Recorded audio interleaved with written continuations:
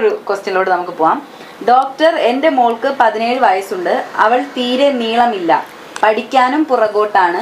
ഇപ്പോഴും 5ൽ പഠിക്കുന്ന കുട്ടികളെ പോലെയാണ്, നീളവും തടിയും ഇല്ലാതെ. ആളുകളോട് എങ്ങനെ സംസാരിക്കണമെന്ന് അവൾക്ക് പെട്ടെന്ന് പറയാൻ കിട്ടില്ല. വാക്കുകളെ കണക്ട് ചെയ്ത് അധികം സാധാരണ കുട്ടികളെ പോലെ പറ്റുന്നില്ല സംസാരിക്കാൻ. ഞങ്ങൾ പതിയെ ശരിയാവുമെന്ന് കരുതിയിരുന്നു, പക്ഷേ ഒരു മാറ്റവുമില്ല. അവൾ എല്ലാത്തിൽ നിന്നും ഒഴിഞ്ഞു മാറി നിൽക്കുന്നത് കാണുമ്പോൾ ഒരു വിഷമമാണ്. ഇതിന് എന്തെങ്കിലും വഴിയുണ്ടോ മാം? ഞങ്ങൾ ആരെയാണ് കാണിക്കേണ്ടത്? പ്ലീസ് റിപ്ലൈ മാം എന്ന് പറഞ്ഞിട്ടുണ്ട്. ഇത് 17 വയസ്സുള്ള കൊച്ചിന് ഇപ്പോഴും 5ാം ക്ലാസ്സിലെ കൊച്ചിനെ പോലെയാണ്. മാത്രമല്ല പെട്ടെന്ന് ആരെങ്കിലും എന്തെങ്കിലും ചോദിച്ചാൽ സംസാരിക്കാനൊന്നും പറ്റുന്നില്ല. റെഡി ആവുമോന്ന് ഇവര് നോക്കി നടക്കുന്നില്ല.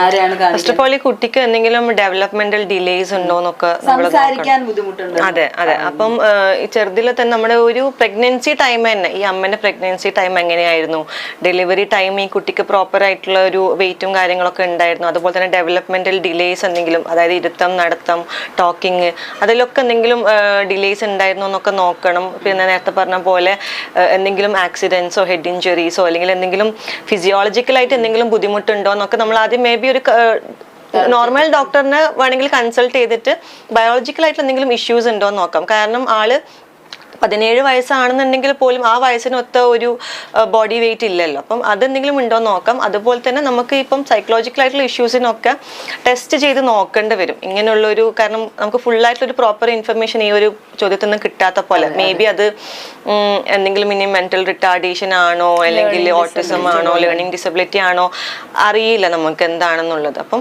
അതിനൊക്കെ ഒരു അവർ ചോദിച്ചിട്ടുണ്ടായിരുന്നു ആരെയാ പോയി കാണിക്കണ്ടേ എന്നുള്ളത്. ഒരു കൺസൾട്ടന്റ് സൈക്കോളജിസ്റ്റോ അല്ലെങ്കിൽ ക്ലിനിക്കൽ സൈക്കോളജിസ്റ്റിനോ കണ്ടിട്ട് എന്താണ്, ഏത് ടെസ്റ്റാണ് ചെയ്യേണ്ടതെന്നൊക്കെ നോക്കിയിട്ട് ട്രീറ്റ്മെന്റ് പ്ലാൻ ചെയ്യേണ്ടി വരും. കാരണം അവളുടെ സോഷ്യൽ ലൈഫിനൊക്കെ ഇത് എഫക്ട് ചെയ്യാൻ തുടങ്ങിയിട്ടുണ്ടല്ലോ അത്. അപ്പം അതായിരിക്കും കുറച്ചും കൂടി ബെറ്റർ എന്ന് തോന്നുന്നത്.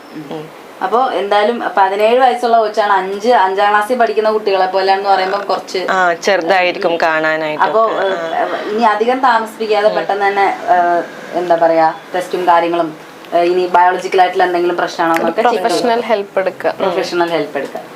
വേറൊരു ക്വസ്റ്റ്യനിലോട്ട് പോകാം. എനിക്ക് പഴുതാരയെ കാണുമ്പോൾ വല്ലാത്ത ഒരു പേടിയാണ്. ഒരു പാമ്പ് വന്നാൽ ചിലപ്പോൾ ഞാൻ നേരിടും, പക്ഷെ പഴുതാര എന്നും എനിക്കൊരു പേടി സ്വപ്നമാണ്. ഇതൊരു തരം ഫോബിയ അല്ലേ?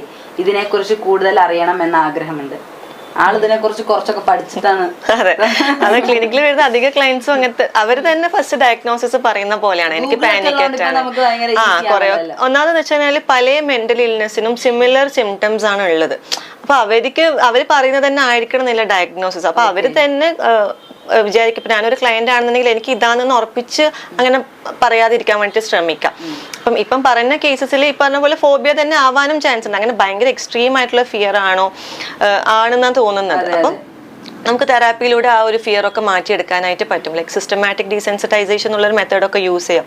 അതായത് ഇപ്പം പഴുതാരൻ്റെ ലൈക്ക് നമ്മൾ ആ ഒരു മെത്തേഡ് ഉണ്ട്, ഫോട്ടോ കാണിക്കുക, വീഡിയോ കാണിക്കുക, അങ്ങനെയുള്ള ഒരു മെത്തേഡൊക്കെ യൂസ് ചെയ്തിട്ട് ആ ഒരു ഫോബിയ ആണെന്നുണ്ടെങ്കിൽ നമുക്കത് ക്ലിയർ ആക്കി എടുക്കാനായിട്ട് പറ്റും. അതെ അതെ, കുറച്ചൊരു പേടി നല്ലതാ ചില സാധനത്തിന്. നമ്മൾ ആങ്സൈറ്റി ഒക്കെ പറയില്ലേ, കുറച്ചൊരു ആങ്സൈറ്റി നല്ലതാണ്. അതെ, എക്സാംസിനും കാര്യങ്ങൾക്കൊക്കെ. അപ്പൊ ചില ആനിമൽസിനൊക്കെ നമുക്ക് കുറച്ച് പേടിയുള്ളത് നല്ലത് തന്നെയാണ്. വേറെ എന്തൊക്കെ ടൈപ്പ് ഫോബിയാസും കാര്യങ്ങളാണ്? പലതരം ഫോബിയാസ് ഉണ്ട്. ഇപ്പൊ ഇതില് പറഞ്ഞെന്താ വെച്ചാല് ഈ എല്ലാവരും ഇപ്പോൾ ചെറുതായിട്ട് എന്തിനെങ്കിലും പേടിച്ചാൽ തന്നെ ഇപ്പോൾ ഈ OCD ഡിപ്രഷൻ്റെയും കാര്യം പറഞ്ഞ പോലെ എനിക്ക് ഫോബിയാണെന്ന് പറഞ്ഞു കളയും. ഈ ഫോബിയ ആണോ എന്ന് നോക്കാൻ വേണ്ടിയിട്ട് ഇപ്പോൾ ചെറിയ കുട്ടികൾക്കൊക്കെ ചിലപ്പോൾ ചില സാധനങ്ങളെ കണ്ട് ഇപ്പോൾ ചെറിയ കുട്ടികൾക്ക് ചിലപ്പോൾ ഒരു പട്ടീനെ കാണുന്ന പേടിയായിരിക്കും. അപ്പം തന്നെ നമുക്കതൊരു ഫോബിയ എന്നൊന്നും പറയാനാവില്ല. ഏജിന് അപ്രോപ്രിയേറ്റ് അല്ലാത്ത രീതിയിലുള്ളൊരു പേടി വരുന്നുണ്ടെങ്കിൽ, ഇത്രയും പ്രായമായിട്ടും പേടിക്കേണ്ട ആവശ്യമില്ലാത്ത കാര്യങ്ങൾ നമ്മൾ പേടിക്കുന്നുണ്ടെങ്കിൽ ഒക്കെയാണ് നമ്മൾ അതിനെ ഫോബിയ എന്ന് പറയുക. ഒരു പ്രൊഫഷണൽ ഹെൽപ്പ് ഒക്കെ എടുത്ത് തെറാപ്പിസ്റ്റോട് ഫോബിയാസ് ഉണ്ട്. ചോദിച്ച പോലെ നമുക്ക് ഫിയർ ഓഫ് ഹൈറ്റ്സ് ഉണ്ട്, ഫിയർ ഓഫ് വാട്ടർ ഉണ്ട്, ഫിയർ ഓഫ് എന്താണ് ഈ ആനിമൽസ്, ബേർഡ്സ്, ഇൻസെക്ട്സ്. അപ്പം ഈ ഫോബിയ എന്നൊരു ലെവലിലോട്ടേക്കൊക്കെ വരണമെന്നുണ്ടെങ്കിൽ ആ ഒരു സാധനം നമ്മൾ കംപ്ലീറ്റ്ലി അവോയ്ഡ് ചെയ്യണം. ഇപ്പോൾ സോഷ്യൽ ഫോബിയ ആണെന്നുണ്ടെങ്കിലും സോഷ്യൽ സെറ്റിങ്ങിലോട്ടേക്ക് ഞാൻ പോവില്ല. അത് തിങ്ക് ചെയ്യുന്നത് തന്നെ ഇപ്പം അല്ലെങ്കിൽ ഫ്ലൈറ്റിൽ കയറുന്നത് ആലോചിക്കുമ്പോൾ തന്നെ എനിക്ക് ചിലപ്പോൾ ആങ്സൈറ്റിയും പാനിക് അറ്റാക്ക് ഒക്കെ വരും. അപ്പോൾ ആ ഒരു ലെവലിലോട്ടേക്കാണ് നമ്മൾ ഫോബിയ എന്നൊക്കെ പറയുന്നത്. അല്ലെങ്കിൽ ലിഫ്റ്റ് നമ്മൾ അടഞ്ഞു പൂട്ടിയിരിക്കുന്ന ഒരു സാധനം, അങ്ങനെയൊക്കെ ക്ലയൻസ് അധികം വരാറുണ്ട്. അപ്പം അതിലൊക്കെ നമ്മൾ എന്താ ചെയ്യുന്ന പറഞ്ഞാൽ ചിലപ്പോൾ നമ്മൾ ആദ്യം തന്നെ ഒരു ക്യാബിൻ ചിലപ്പോൾ കുറച്ച് പൂട്ടിയിട്ടൊക്കെ അങ്ങനെയൊക്കെ മെല്ലെ മെല്ലെ റിലാക്സേഷനൊക്കെ ടെക്നിക്സ് ഒക്കെ കൊടുത്തിട്ട് നമുക്ക് ആ ഫോബിയാസ് ഒക്കെ ക്ലിയർ ചെയ്ത് കൊണ്ടുവരാനായിട്ട് പറ്റും. അപ്പൊ എല്ലാത്തിനും പ്രതിവിധി ഉണ്ടെന്നാണ് മനസ്സിലാക്കാൻ പറ്റുന്നത് നമുക്ക്, അല്ലേ? ഓൾമോസ്റ്റ്. ഈ സെഷന്റെ ബാക്കി ഭാഗങ്ങൾ നമുക്ക് അടുത്ത ദിവസം കാണാം.